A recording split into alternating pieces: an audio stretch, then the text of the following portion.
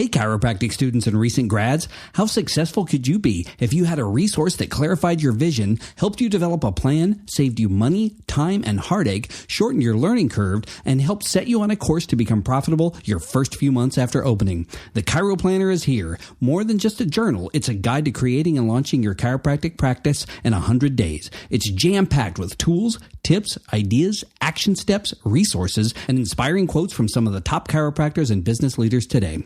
Think of it as your own personal mentor, inspiring you, answering your questions, helping you set goals, and advising you on the many unknowns of opening a practice. Go to chiroplanner.com today to order your copy.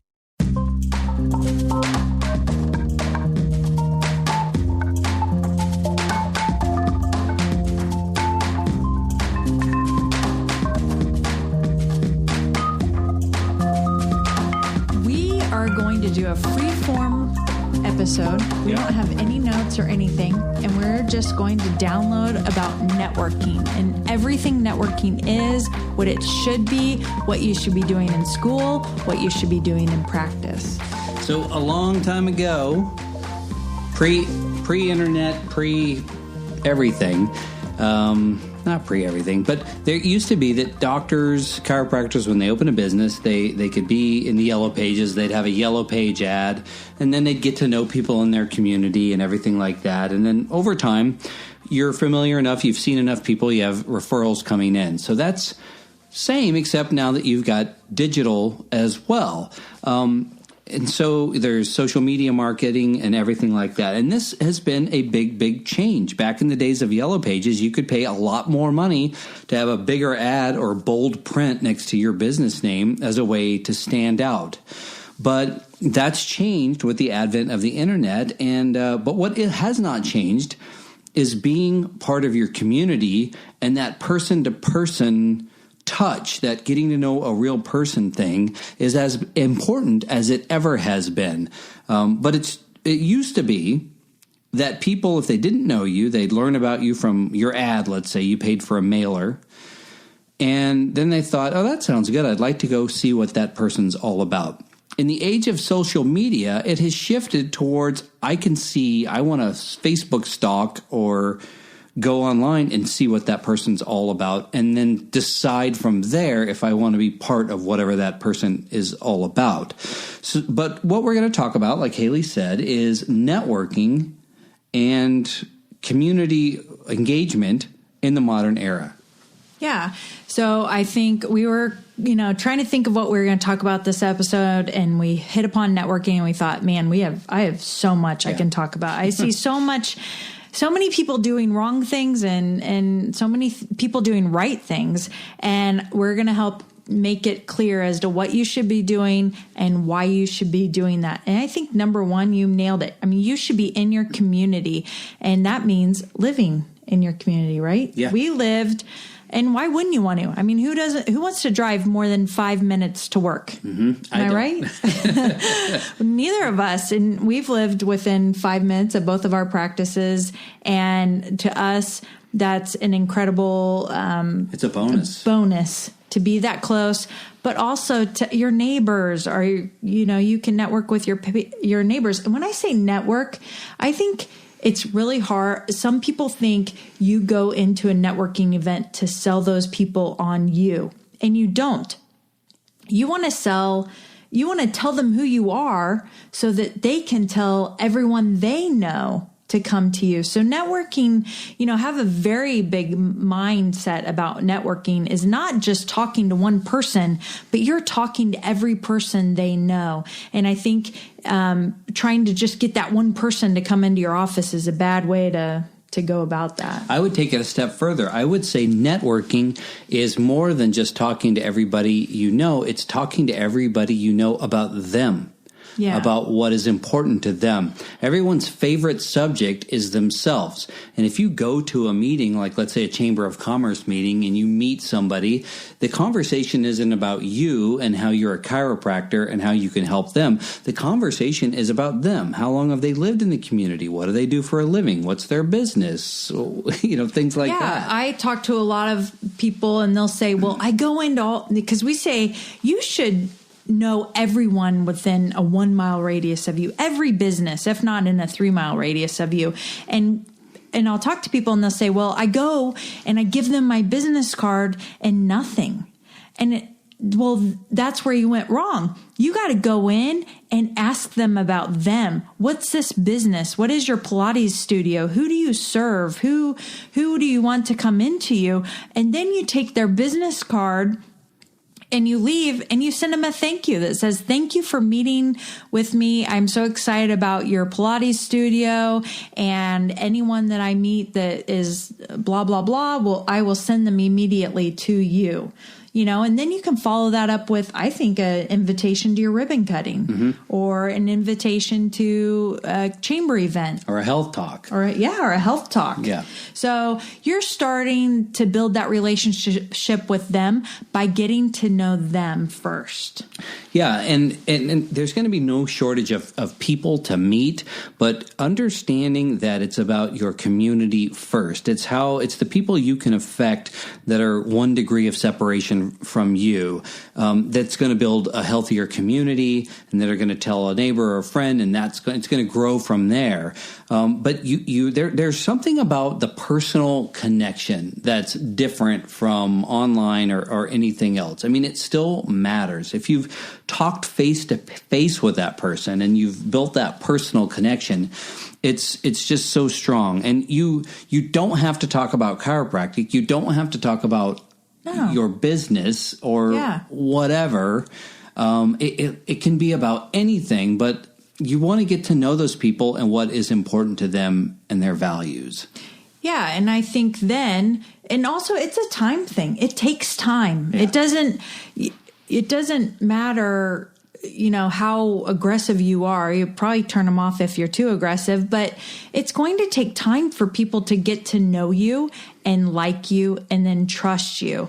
And so networking is it's not immediate. Sometimes it is. Sometimes you'll meet someone and they're like, oh my gosh, my back just started hurting. I'm new to the area. I'm going to come see you. That's not most people. It takes time, and they have to know that you're not just the chiropractor that's there today. You're the chiropractor that's coming to every chamber meeting they have, or to every event, or to every ribbon cutting, or, that you're going to be consistent and really build value. You're going to bring value to the organization, and you're committed. And there's an old saying in business that people do business with people that they know, like, and trust. So first of all, they have to know you. If you're not out there networking, they haven't had a chance to get to know you, let alone get to like you. So you have to get out there, put yourself out there and get to know people. And then they'll start to like you, and then the trust can come later. But it's got to happen, and it's so important. And if you're just graduating and you say, well, I'm going into a new town and I don't know anybody, your number one job has to be to find people and get to know them so that they can know you. Yeah, when we opened in Colorado, we knew no one. Well, we knew Rich's ex-wife. She was somewhat close, but we knew no one else. I mean, literally no one else.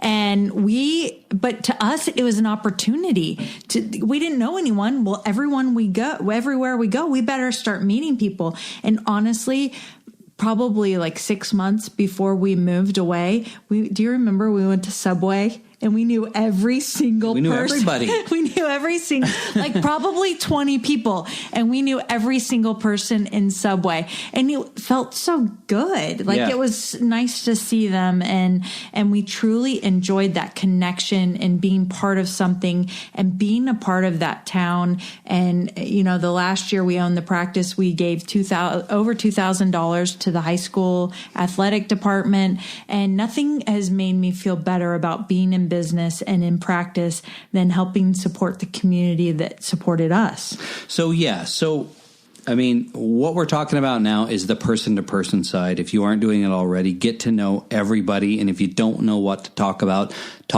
them.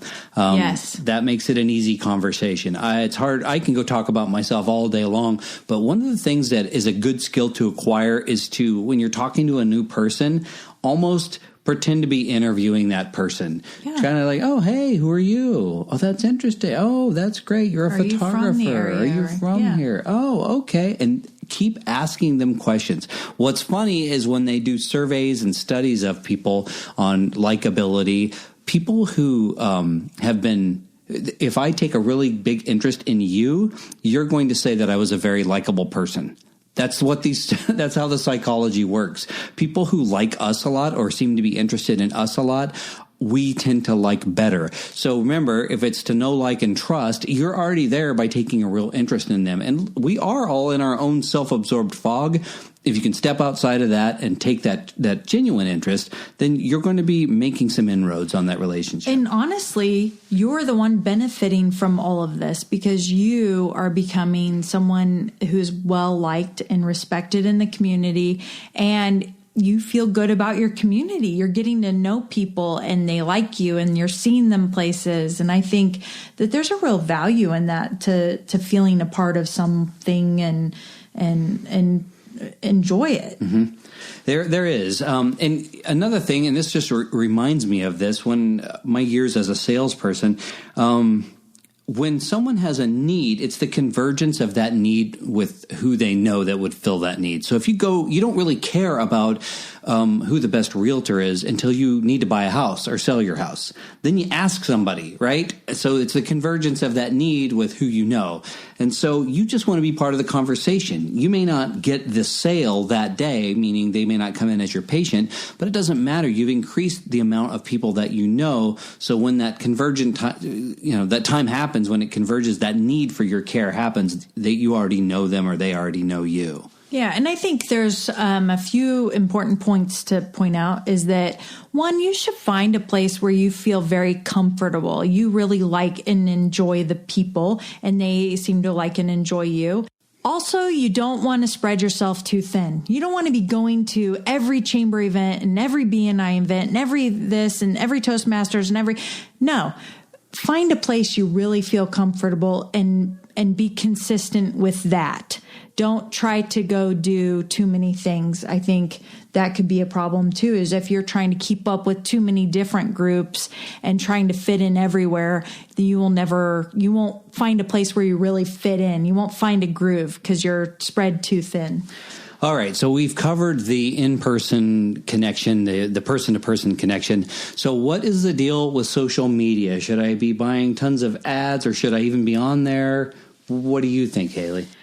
I have very strong opinions about social media because I am on it a lot, and because I'm on there, I'm answering questions in the women's chiropractic group or in the lots of different chiropractic groups. So, and here are some issues that I see. One of them is that your profile is not findable or there's questionable content on your profile. I think you really need to be on Facebook. It needs to be clearly you. Your name is there. It's not a nickname or anything like that. People want to go to Facebook and find you.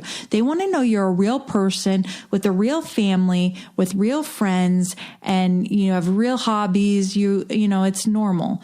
And if you are skeptical about that, then, I think you're missing out on that piece because people are going to go to Facebook and look you up. They want to know who you are and why you would maybe be a good fit for them and coming to your practice. Yeah, going back to what I said at the beginning of this podcast, it used to be that people got to know you because there wasn't an internet or social media where you could go online and learn all about the person prior to going into their business. That all happened once you entered the business. That's totally flipped on its head now, and people want to know about you. They want to see your pets and your kids and see that you're a regular person and all of that. Remember that when you're a chiropractor, you are always auditioning for the job of chiropractor. Always. And that audition starts before they ever even enter your practice. The upside for us is that they're pre-sold, so to speak. They've already made the decision to come to you. They've figured out who you are and seen who you are. Yeah, which is if you're not in practice now, if you're a student and you're listening to this, it is so much easier when a patient comes into you and they've been referred in. And the more they know about you and your office, the easier it is to gain traction and move forward in that relationship.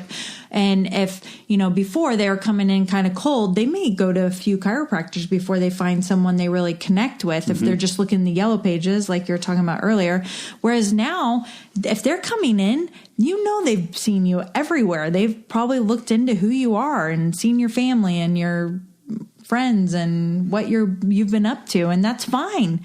You should be a normal, likable human being on Facebook. Yeah, and it makes things easier to talk about with that patient online. I mean, if they've, how it is with social media. Oh, hey, I saw you went on vacation. Oh, yeah, we did. I mean, there's you can already talk about it. You already have something because you feel like you know that little person a little bit. There, about them as a person in their lives. Yeah, and I think that either you need to be comfortable with that, or realize it's working against you. So if you're not, because patients are going to find you, they're going to friend you on Facebook. You just need a profile that says who you are without being too extreme, or, if extreme's your thing, maybe that's fine. But, it's a good depiction of who you are and what they're going to get when they come in your office. So if I don't know anything about social media and I wanted to get involved in 3 platforms, what would you recommend that I start getting on?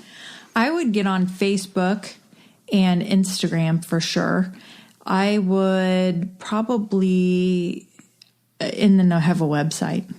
Twitter? No Twitter? I wouldn't worry about Twitter. Although I saw someone was doing really well with Snapchat.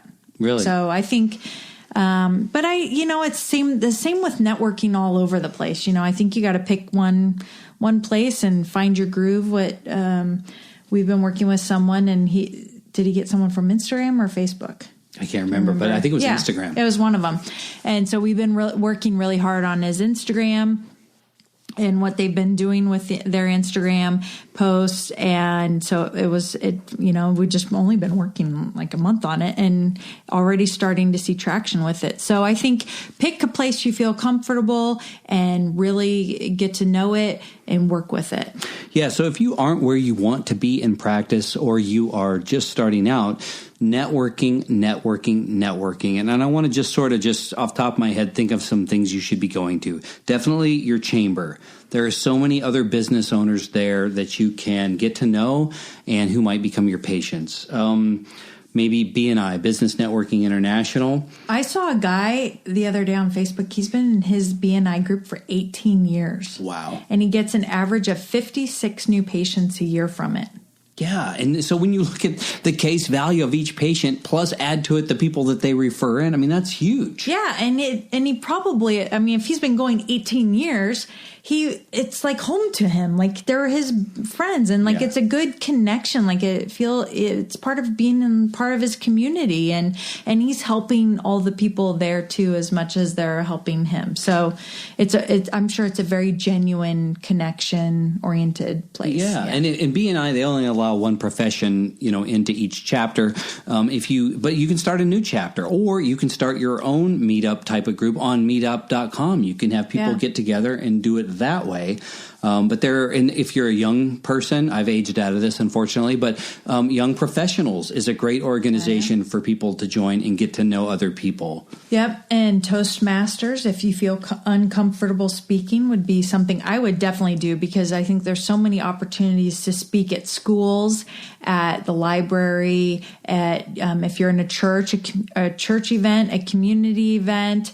There's so many ways you can get out and tell your story through speaking that if you aren't comfortable doing it, Toastmasters is going to, 2 birds with 1 stone. Yeah. So if you are struggling in practice, or not where you want to be, or starting, make a list of these organizations, start visiting, start taking an interest in those other people, and start building that network. There's an old saying that your network is your net worth. And there's another one that if you want to double your practice, double the amount of people that you know.